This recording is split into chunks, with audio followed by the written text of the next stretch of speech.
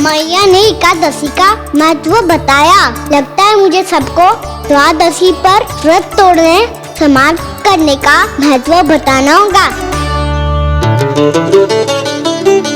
हरि हरि हरि हरि हरि मेरे हरि।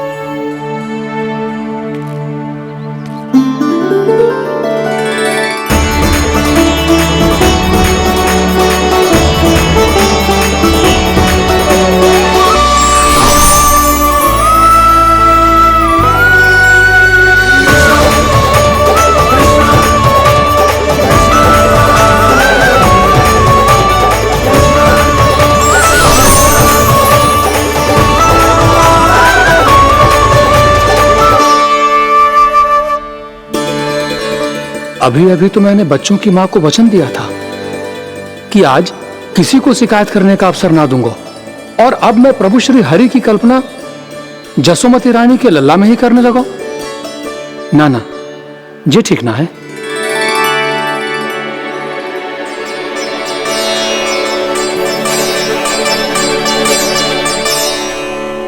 ठीक ही तो है, बिल्कुल सही पहचाना है आपने। बड़े तो बड़े, अब तो बालक भी हमारा उपहास उड़ाने लगे। मैं आपका उपहास नहीं उड़ाने आया, मैं तो आपके एकादशी के व्रत को पूरा कराने आया हूँ।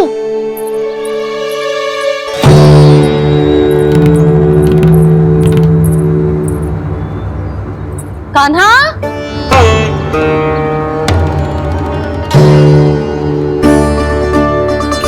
तो ये रे आपकी छड़ी और ये रे मेरी पीठ।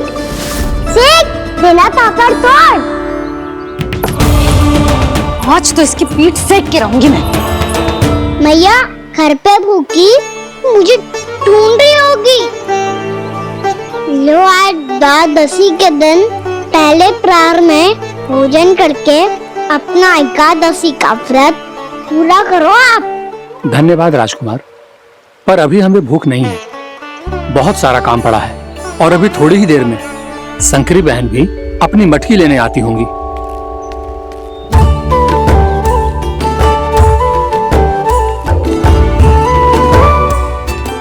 पर मैं आपका व्रत पूरा कराए बिना नहीं जा सकता। भला क्यों? भक्त भूखा रहे और भगवान खा ले, ऐसा हो सकता है भला?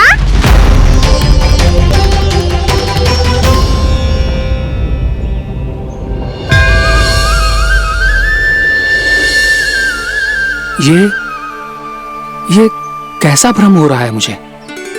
मुझे लगता है अपना काम करना चाहिए। द्वादशी के पहले प्रहर में व्रत पूरा करना बहुत आवश्यक होता है, ना तो एकादशी का व्रत भी पूरा ना मानो जाता। इतनी सारी ज्ञान की बातें तुम्हें कैसे पता है लल्ला?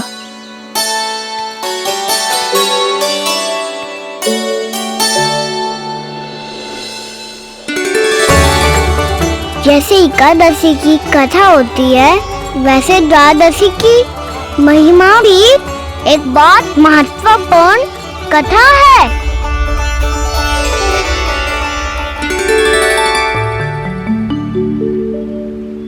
कैसी कथा? बिल्कुल सही समय पे आई हो आप, क्योंकि आपको ये कथा आपको अवश्य सुननी चाहिए।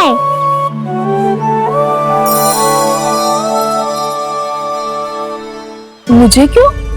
पहले सुन तो लियो, फिर स्वयं ही पता चल जाएगा। बहुत समय पहले एक राजा हुआ करते थे, राजा अम्बरीश। भगवान श्री हरि के बहुत बड़े भक्त थे। ओम नमो नारायणाय। ओम नमो नारायणाय।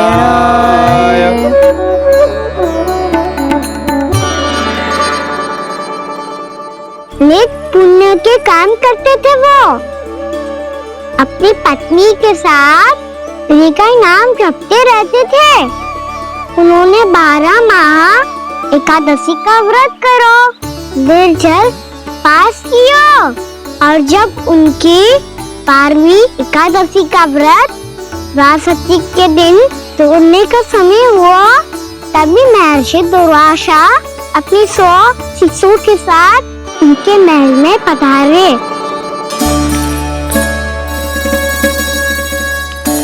प्रणाम स्वीकार करें महर्षि। आप जैसे महान ऋषि मेरे राज्यसभा में आए, वो भी ऐसे अवसर पर जब मैं और मेरी पत्नी निरंतर 12 एकादशियों के बाद अंतिम एकादशी का व्रत तोड़ेंगे। इससे बड़े सौभाग्य की क्या बात हो सकती है हमारे लिए। आज आपके साथ साथ मेरा और मेरे शिष्यों का एकादशी व्रत भी पूरा होगा। संभव है प्रभु की इच्छा यही हो कि हम सब अपना व्रत एक साथ तोड़ें। ये तो अत्यधिक प्रसन्नता की बात है महर्षि। तो फिर ठीक है, हम सब यात्रा से थके हैं। व्रत तोड़ने से पहले हम स्नान करना चाहते हैं। जैसी आपकी इच्छा महर्षि। जब तक आप लोग लौटेंगे तब तक आपके सारे प्रबंध यहाँ हो चुके होंगे।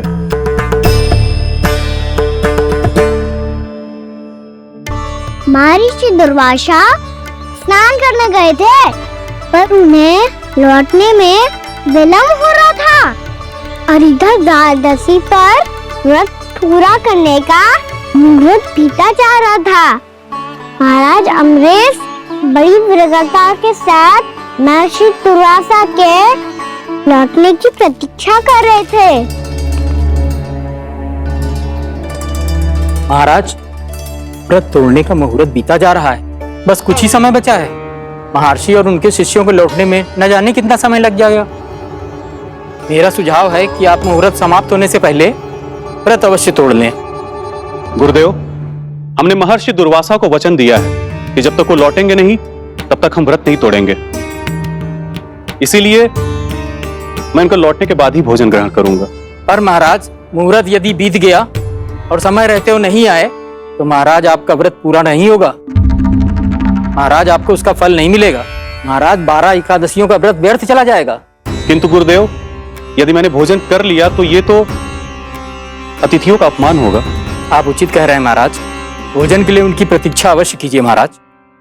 पर मुहूर्त रहते हुए एक तुलसी का पत्ता और जल ग्रहण कर लीजिए। इससे आपका व्रत भी पूरा हो जाएगा और अतिथि का मान भी रह जाएगा। आपका सुझाव अच्छा है गुरुदेव।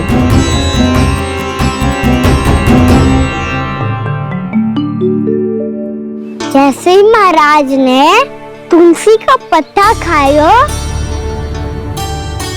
वैसे ही महर्षि दुर्वासा लौट आए। महाराज,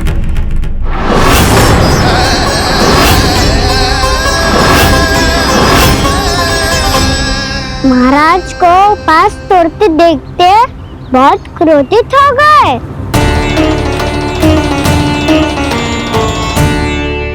बहुत बड़े भक्त हैं आप, परंतु आप ये नहीं जानते अपने अतिथियों के साथ कैसा व्यवहार करना चाहिए। आपने हमें साथ भोजन करने का वचन दिया था, पर अपना व्रत क्यों तोड़ा आपने? महर्षि, मैंने भोजन नहीं ग्रहण किया। कहीं मुहूर्त न निकल जाए इस कारण मैंने एक तुलसी का पत्ता ग्रहण कर लिया। 56 भोग खाया हो या एक पत्ता, अपना व्रत तोड़कर अतिथियों का अपमान किया है, मेरा अपमान किया है। अब आपको दंड भोगना होगा ताकि आप सीख पाएं कि अतिथियों के साथ कैसा व्यवहार होना चाहिए। महर्षि, आप जो भी दंड मुझे देंगे मुझे स्वीकार है, किंतु आप क्रोधित मत होइए। क्रोध का कारण आपने दिया है महाराज। एक महर्षि का अपमान करके राक्षसी प्रवृत्ति का परिचय दिया है आपने। इसीलिए अब एक राक्षसी आपको दंड देगी।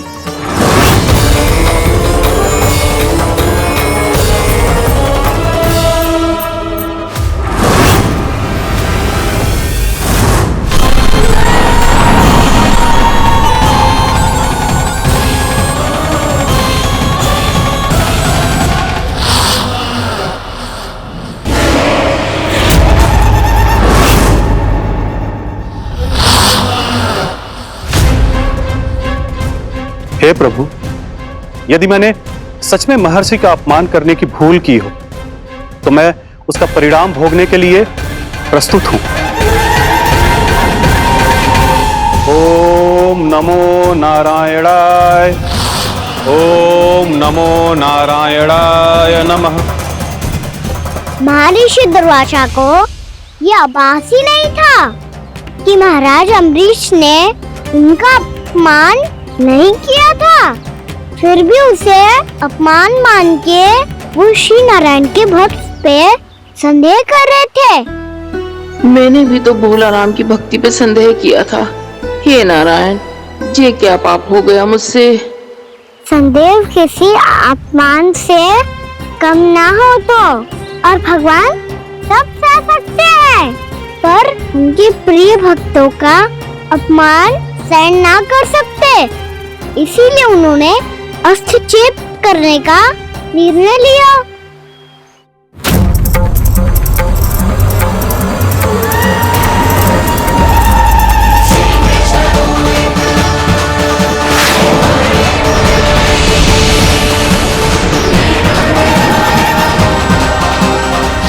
ओम नमो नारायणाय।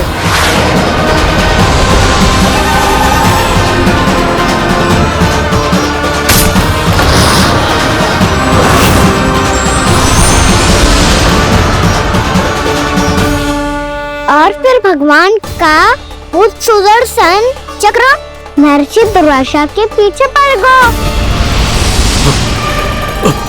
ये चक्र तो मेरी ओर बढ़ रहा है। ओम नमो नारायणाय। ये कैसे संभव हो सकता है? कोई रोको इसे, कोई रोको इसे।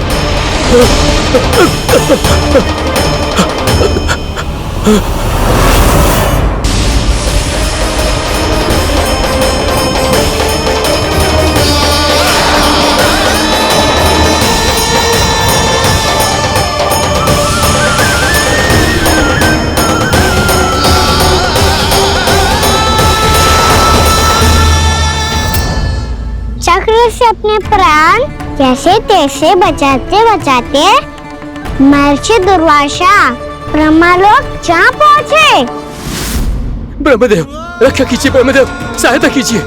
मुझे बचाइए ब्रह्मदेव, रक्षा कीजिए। ये सुदर्शन चक्र मेरे प्राणों के पीछे पड़ गया है। मुझे बचाइए ब्रह्मदेव, मुझे बचाइए। महर्षि, मैं चाहकर भी आपकी सहायता नहीं कर सकता। ऐसी स्थिति में यदि कोई कुछ कर सकते हैं तो वो है सुदर्शन चक्र के स्वामी विष्णु, क्योंकि सृष्टि में केवल वही है जो इसे नियंत्रित कर सकते हैं। वो ही इसे वापस लौटने का आदेश देकर आपके प्राणों पर छाए हुए संकट को दूर कर सकते हैं। किंतु हां, मैं सुदर्शन चक्र से इतना अवश्य कहूंगा कि जब तक आप विष्णु लोक में पहुंच नहीं जाते, वो आपको किसी भी प्रकार की हानि ना पहुंचाए। आपका बहुत बहुत धन्यवाद। आपकी सदा ही जय हो।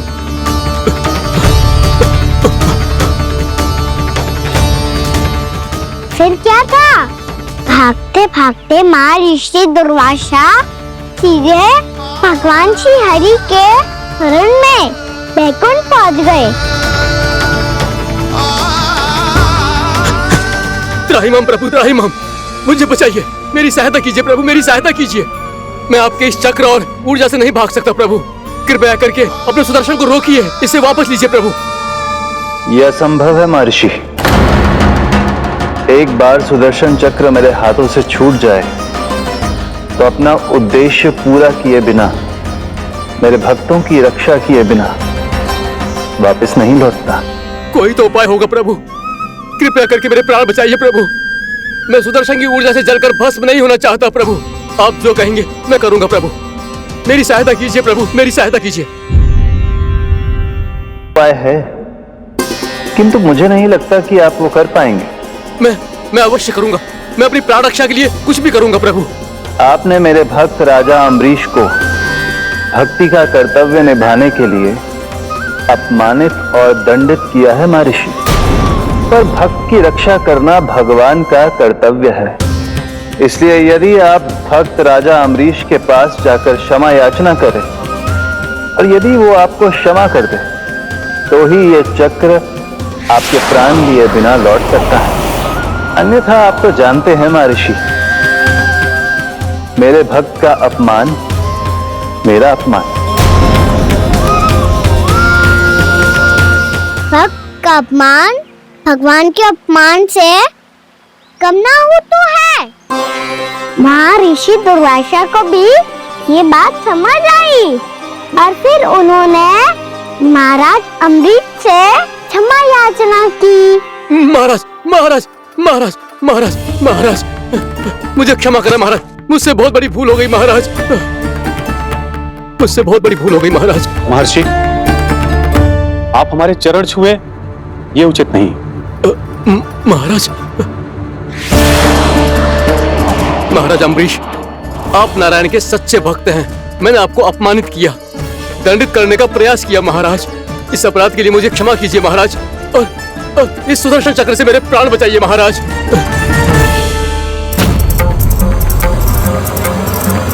हे महान सुदर्शन, यदि महर्षि के लिए मेरे हृदय में अभी भी वही सम्मान और प्रेम हो जो इनके प्रथम आगमन पे था, तो कृपया आप अपने धाम वापस लौट जाइए।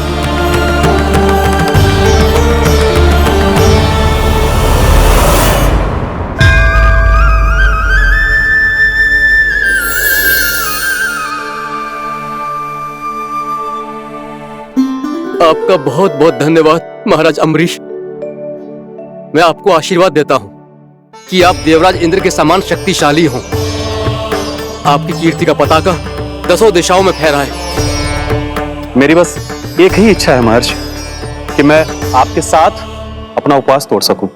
अवश्य महाराज, हम सब भोजन आपके साथ करेंगे और अपने आप को नारायण की सेवा में अर्पित करके व्रत को पूरा करेंगे, क्योंकि आज जो यहाँ हुआ है उससे सिद्ध हो चुका है कि एकादशी व्रत का फल द्वादशी की सुबह भोजन करने से ही प्राप्त होता है। इस कथा से हमें पता चलता है कि सभी को द्वादशी की सुबह भर पेट भोजन करके एकादशी का व्रत पूरा करना चाहिए। और दूसरी बात, भगवान की सच्ची भक्ति अपमान कभी ना करना चाहिए, उनके साथ सदैव प्रेम से व्यवहार करना चाहिए। यही भगवान को सबसे अधिक प्रिय है। भैया भोला राम, मैंने भी श्री हरि पे तुम्हारे विश्वास का उपहास उड़ाया था, मुझे क्षमा कर दो। ना ना, आप क्षमा मांगकर मुझे लज्जित मत करो, आप तो मेरी बहन जैसी हैं।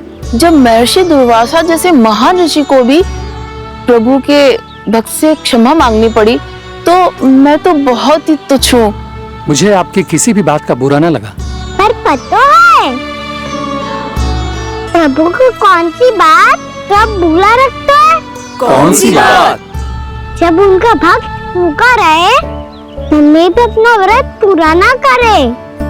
और जैसा कि आप सभी ने अभी कथा से सीखो है, एकादशी के व्रत को द्वादशी की सुबह अवश्य पूरा करना चाहिए। अब आप जाओ, अपना व्रत पूरा करो।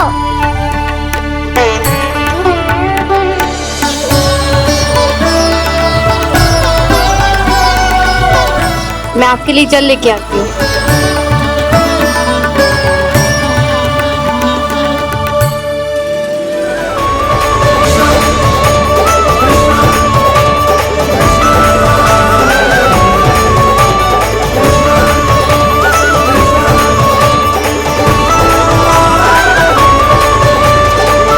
लो खाओ।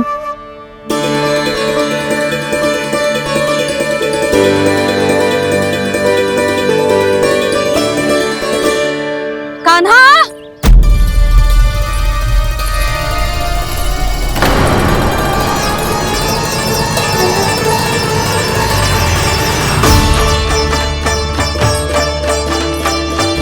बोलो काका, सिगरेट छुपा लो मुझे, मैया आ रही है, बहुत क्रोध में लगती है।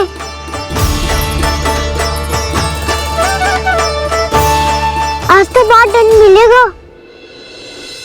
अभी क्षण भर पहले तो ये साक्षात भगवान के रूप में बात कर रहे थे, और अब अचानक ही ऐसे बालक बन गए जो मैया से दंड मिलने के भय से व्याकुल हैं।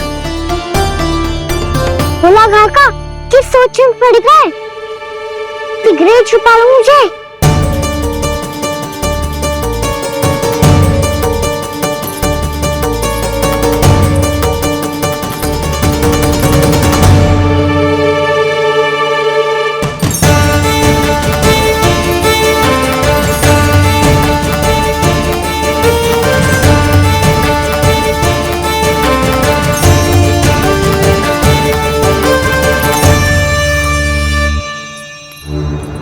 भोलानाथ जी, कान्हा को देखो है क्या?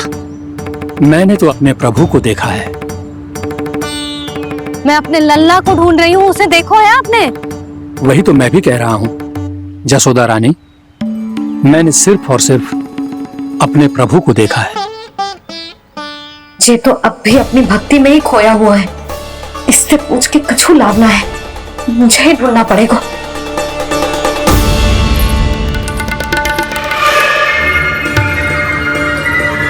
पहुंच गए। संकरी मौसी, कान्हा को देखो है क्या कहीं?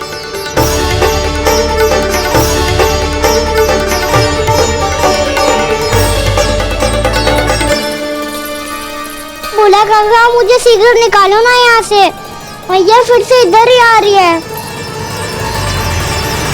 सब कहते थे श्री हरि मेरे घर ना आ सकते।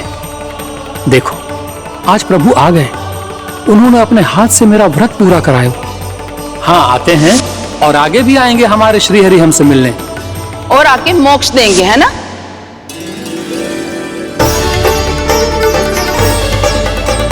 सिगरेट निकालो ना भोला काका, भैया आ रही है।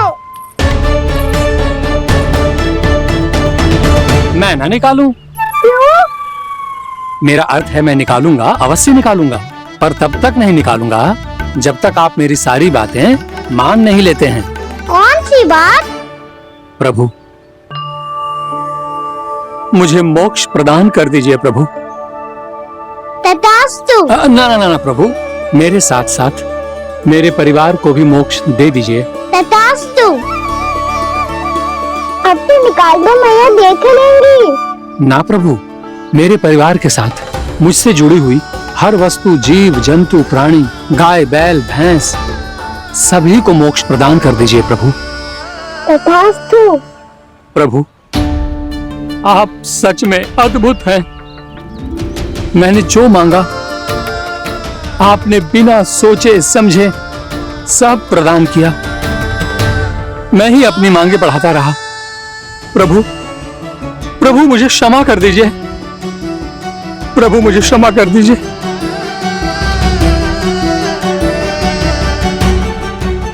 आइए प्रभु।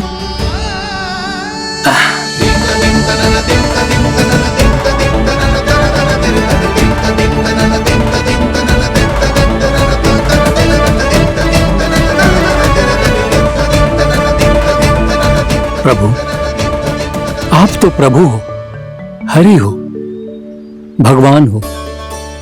आप चाहते तो इस मटके से स्वयं निकलकर बाहर आ सकते थे, फिर मेरी आपने हर इच्छा क्यों पूरी की?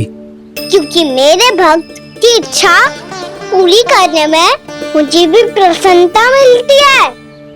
ना तो मैं अपने भक्तों का अपमान सह सकता हूँ और ना ही उनकी इच्छा अधूरी रहने दे सकता हूँ।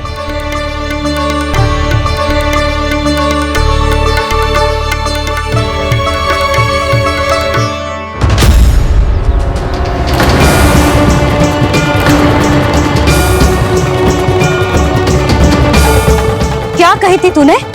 हाँ, कि तू फिर से छल ना करेगा। फिर मुझे बिना बताए घर से बाहर कैसे निकलो? क्षमा करना मैया, पर जो आपने सिखाया था मैंने तो उसी का ही पालन करो है। फिर से चतुराई कर रहे हो है ना? हाँ? आप ही ने तो कही थी ना, यदि कछु करने से किसी को हानि ना पहुंच रही हो या फिर किसी अच्छे कार्य में सहायता हो रही हो तो आज्ञा लेने की आवश्यकता ना होती। यदि तेरे कछु करने से किसी और की कोई हानि ना हो रही हो या किसी के अच्छे कार्य में सहायता हो रही हो तो मुझसे आज्ञा लेने की आवश्यकता ना है। तो किस अच्छे कार्य के लिए आया है यहाँ? एकादशी की सुबह एकादशी का व्रत खोल के पूजन करा जाते हैं। ये बात ना तो भोला काका को पता थी, ना शंकरी मासी को, और ना ही किसी और को। और तुझे पता थी? हाँ, मेरी मैया ने बहुत अच्छे से सिखाया है मुझे। जैसे कल तूने एकादशी कथा सुनाई थी ना, आज वैसे ही तेरे लल्ला ने सबको द्वादशी कथा सुनाई है। सच्ची यशोदा रानी जी, इसने तो हमारी आंखें ही खोल दी। और भाभी, सच तो ये है कि मुझे भी ना पता था कि ये इतना बड़ा ज्ञानी है और इतना अधिक समझदार।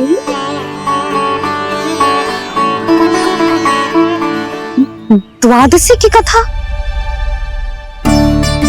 वो तो मैंने इसे कभी सुना ही ना है। फिर इसे कैसे पता थी? रानी जी, जो स्वयं भगवान हैं, भला उन्हें कैसे कुछ नहीं पता होगा। मैंने तो इन्हें पहचान लिया, और हाँ, आप सब लोग भी इन्हें अपने अंतर मन की आंखों से देखिए, हो सकता है इन्हें पहचान पाएं। ये कोई और नहीं है, श्री नारायण है, मेरे श्री हरि, मेरे प्रभु। जय श्री हरि।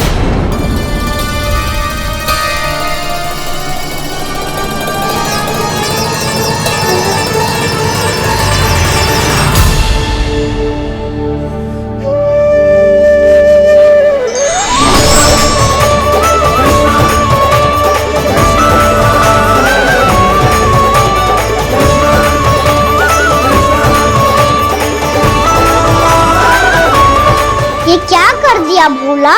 जिस रास्ते को मैंने इतनी कठिनाई से बचा के रखा था, सबके सामने उसे उजागर कर दिया तुमने।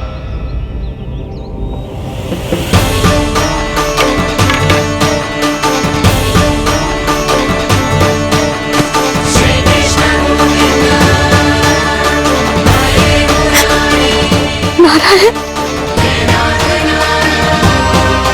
नारायण, श्री नारायण।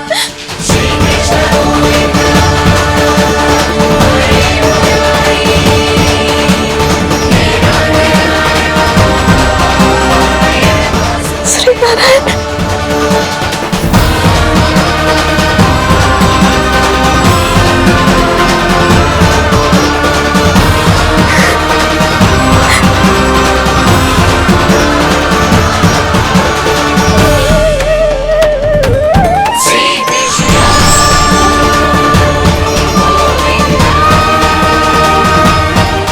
श्री नारायण प्रभु।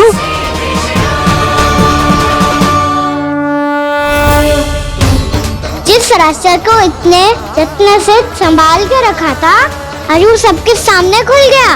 और तो और मेरा भेद मैया को भी पता चल गया। बाबा सब कहते रहे, पर मैंने एक न मानी। सबने कही थी कि आप भगवान हैं,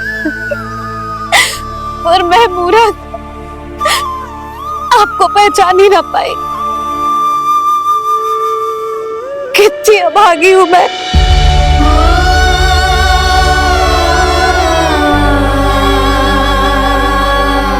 जिस मुंह से मुझे आपकी महिमा गानी चाहिए थी,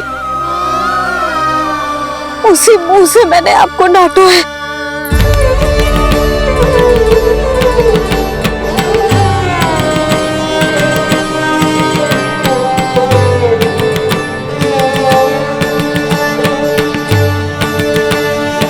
जिन हाथों से मुझे आपके चरण छूने चाहिए थे, उन हाथों से मैंने आपके कान पकड़े।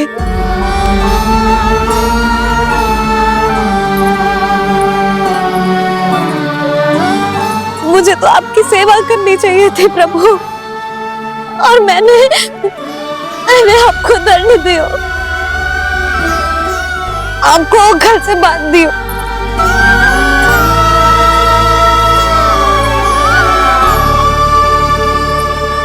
बावली हो गई थी प्रभु, अपने श्री नारायण को, अपने प्रभु को एक साधारण सा बालक समझ लियो मैंने। मैं आपके लिए भगवान नहीं हूँ मैया, साधारण बालक ही हूँ, बस आपका लल्ला। बुद्धि भ्रष्ट हो गई थी, भूल पर भूल करती चली गई। आज भी आपके पीछे पीछे छड़ी लेकर दौड़ी चली आई।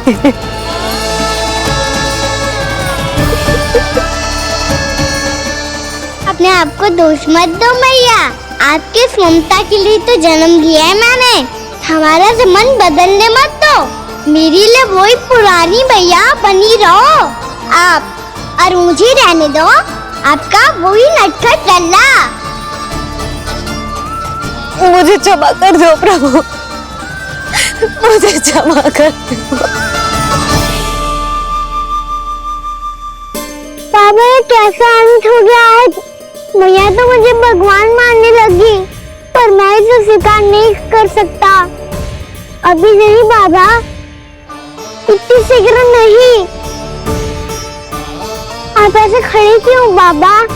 कुछ ऐसा करो ना कि मैया फिर से मेरे मैया बन जाए। उनकी दृष्टि में भक्ति नहीं, ममता चाहिए मुझे। कान्हा, मेरे सामर्थ्य में हो तो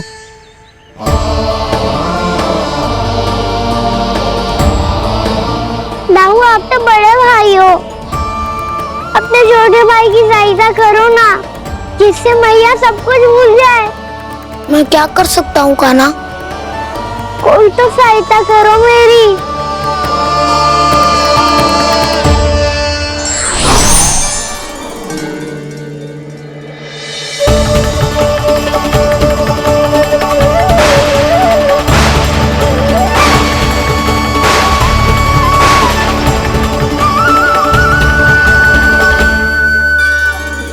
अपने आप को संभालिए प्रभु।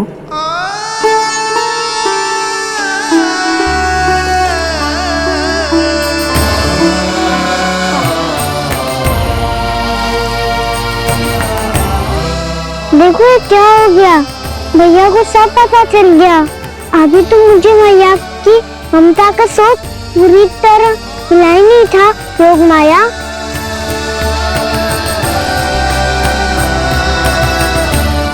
मेरी सहायता करो ना। कितनी अद्भुत है ममता की शक्ति।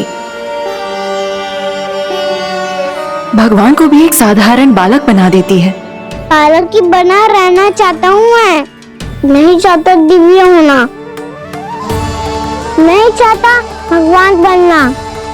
बस मैया की गोद में रहकर ममता की रस से सेम को भिगोना चाहता हूँ। इनकी डांट फटकार का सुख पाना चाहता हूँ। कुछ भी करे योग माया, पर इन सबको भुला दो मेरा सत्य।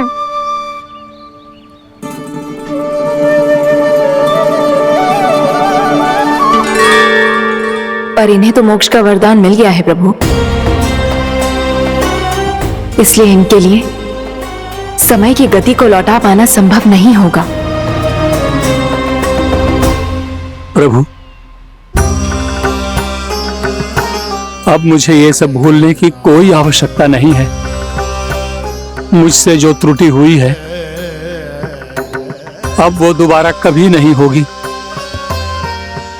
और आज के बाद आपका ये सत्य मैं किसी को नहीं बताऊंगा प्रभु, क्योंकि मुझे पता चल गया है कि आपका यशोमती मैया के लल्ला बने रहना कितना आवश्यक है।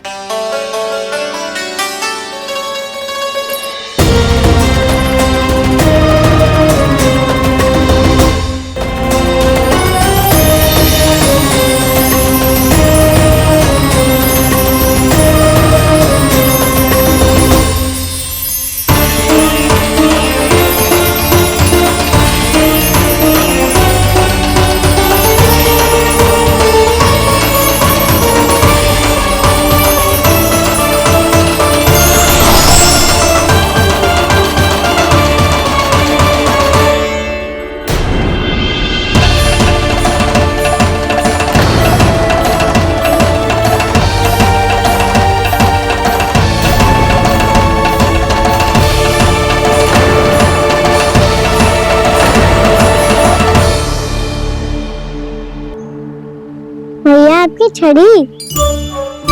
पहले चुपके से भाग जातो है, फिर स्वयं ही छड़ी भी पकड़ा रहे हैं? नटखट कहीं का। हंसी आ रही है? अरे किस बात पे इतनी हंसी आ रही है रे? हाँ?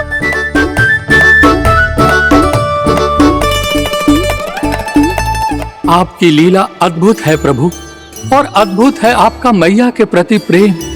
हंसी ना है मैया, ये तो प्रसन्नता है, अपने मैया से मिल जाने की प्रसन्नता। अच्छा, ढूंढ मैं तुझे रही हूँ और तू कह रहे हो कि मैं मिल गई तुझे। तू घर चल लल्ला, अच्छे से पिटाई करूंगी तेरी।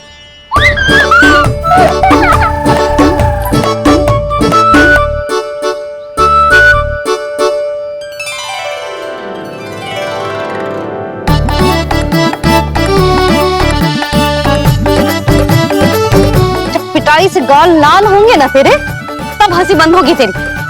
चल।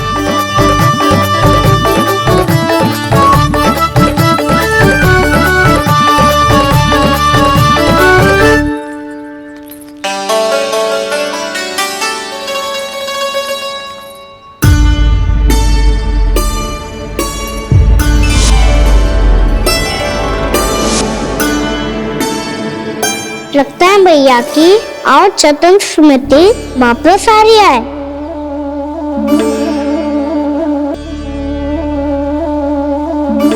यशोदा, क्या होगो? ना कछु ना।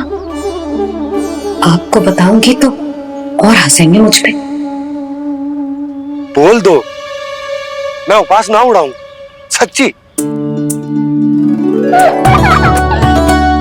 देखो देखो इसे कैसे हंस रहा है। मेरे हाथ में छड़ी है, मैया क्रोधित है, पर जे तनिक में भय ना लग रहा है ऐसे? हाँ, हंसे जा रहा है।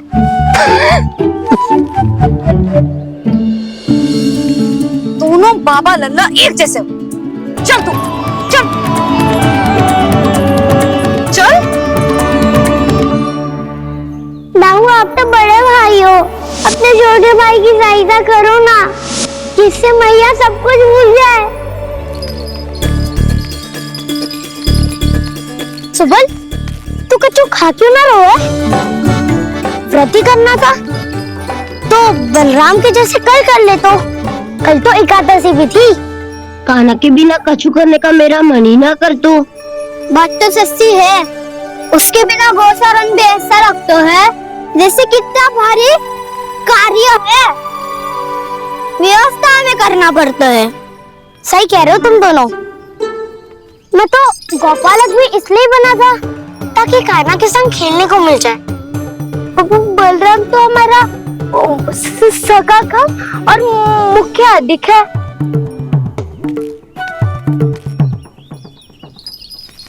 रुक जाओ, तुम सब कुछ देर विश्राम कर सकते हो।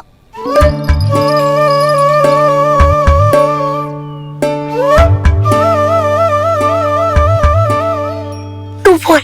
ना मैं ना बोलूंगा, तुम दोनों ही बोलो। और तुम सबका सखा पहले हूँ और टोली का मुखिया बाद में, इसलिए घबराने की आवश्यकता नहीं है। जो भी बात है बिना हिचक बता सकते हो मुझे। तो फिर कुछ ऐसा करो ना कि कान्हा फिर से हमारे साथ गोचारण करने के लिए आने लगे।